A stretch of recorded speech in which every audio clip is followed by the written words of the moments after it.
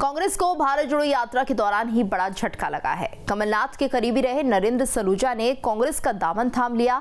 खास बात यह है कि खुद सीएम शिवराज ने उन्हें सदस्यता दिलाई। आखिर क्यों, क्या है इसके मायने, देखिए इस पूरी रिपोर्ट में।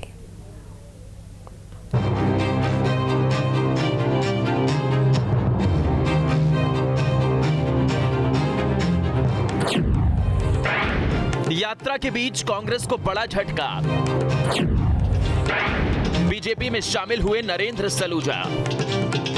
जिस चेहरे को कमलनाथ का सबसे करीबी और भरोसेमंद माना जाता था, वो अब शिवराज के नजदीक हैं और बीजेपी के होलिये हैं। खास बात यह है कि नरेंद्र सलूजा को खुद सीएम शिवराज ने सदस्यता दिलाई है। सियासी गलियारों में इसके बड़े मायने निकाले जा रहे हैं। भारत जोड़ो यात्रा के दौरान कांग्रेस को इसे बड़ा झटका माना जा रहा है। हालांकि नरेंद्र सलूजा के जैसे ही बीजेपी में जाने की खबर आई, वैसे ही कांग्रेस ने एक चिट्ठी जारी कर दी और दावा किया कि पार्टी ने तो उन्हें 13 नवंबर को ही पार्टी से निकाल दिया है। आज किसी भी कांग्रेस के नेता या बीजेपी के नेता से आप नरेंद्र सलूजा जी के बारे में पूछेंगे तो ये बताया जाता है कि वो कमलनाथ जी के साये थे, जो कमलनाथ के 24 घंटे साथ रहते थे, कमलनाथ का पूरा मीडिया का काम देखते थे। ऐसे व्यक्ति की अंतरात्मा आज जाग गई।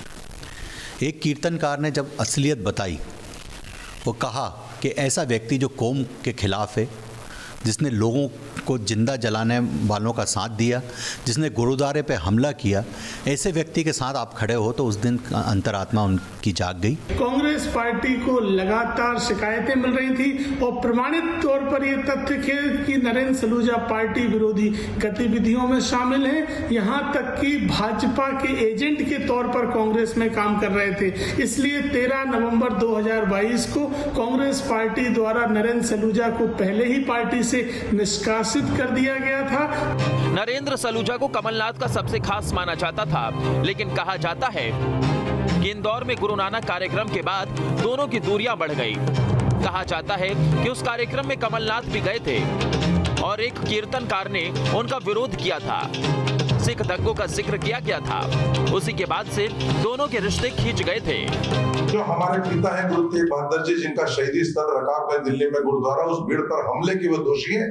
ये बुज़दिल कौम है, ये मरी हुई कौम है। कैसे आप लोगों ने ऐसे नेता का सम्मान होने दिया और आप लोगों ने सहन कैसे किया? मैं कीर्तन नहीं करूंगा, मैं कभी इंदौर पैर नहीं रखूंगा। तो वो जो उनके शब्द है, उसने मेरी आत्मा को झकझोर दिया। उस दिन का दिन है 8 नवंबर से ना मैं कमलनाथ जी से मैंने मुलाकात करी है, ना बात करी है, ना मेरा फेसबुक उठा के देख लें। आप सब तो मीडिया के साथ ही मैं काम करता हूं तो व्हाट्सएप भेजता हूं। 8 तारीख से मैंने ना कमलनाथ जी का, ना कांग्रेस का, ना कोई ट्वीट, ना कोई फेसबुक, ना कोई सूचना, ना किसी कार्यक्रम में शामिल नहीं हुआ। यहाँ तक कि उनके जन्मदिन पे सबसे पहले मैं तलवार भेंट करता था।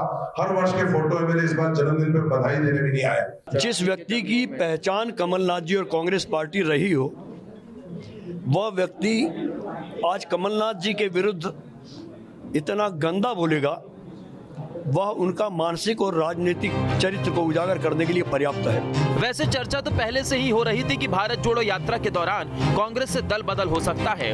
दोनों पार्टियों की ओर से नेताओं के संपर्क में रहने के दावे भी किए गए थे। इसीलिए सलूजा का बीजेपी में जाना इत्तेफाक नहीं है। जानकार बताते हैं कि बीजेपी की रणनीति है कि यात्रा के दौरान कांग्रेस के नेताओं को तोड़ा जाए, जिससे कि नेताओं का ध्यान इधर लगा रहे और यात्रा फ्लॉप हो जाए। नरेंद्र सलूजा जो है वो कमलनाथ के विश्वस्त नेताओं में थे। कांग्रेस के अंदर जो भी गुटबाजी की स्थिति रही हो, लेकिन साफ तौर पर राहुल गांधी जब मध्य प्रदेश में और खासकर मालवा निमाड़ क्षेत्र में घूम रहे हैं, तब उसी क्षेत्र के एक ऐसे नेता का कांग्रेस से भाजपा में आना, जो प्रदेश अध्यक्ष का मीडिया समन्वयक हुआ करता था, कांग्रेस के लिए झटका है। 2018 के बाद कांग्रेस में एक बड़ी टूट हो चुकी है। सिंधिया के जाने के बाद भी कई नेता बीजेपी में शामिल हो चुके हैं। ऐसे में अगर यह सिलसिला और चला तो 2023 में कांग्रेस की मुश्किलें बढ़ सकती हैं। इसीलिए चुनाव से 1 साल पहले ही पाला बदलने का खेल शुरू हुआ है। मध्य प्रदेश में राहुल गांधी की यात्रा चल रही है, लेकिन इसी बीच कांग्रेस को एक बड़ा झटका लगा है। दरअसल कांग्रेस के कद्दावर नेता माने जाने वाले मीडिया समन्वयक नरेंद्र सलूजा ने अब कांग्रेस का दामन छोड़कर बीजेपी का दामन थाम लिया है, जिसके बाद लगातार कांग्रेस खेमे में अब आरोप प्रत्यारोप नरेंद्र सलूजा पर लगाए जा रहे हैं। वहीं मुख्यमंत्री शिवराज सिंह चौहान की मौजूदगी में नरेंद्र सलूजा ने भारतीय जनता पार्टी का हाथ थामा है।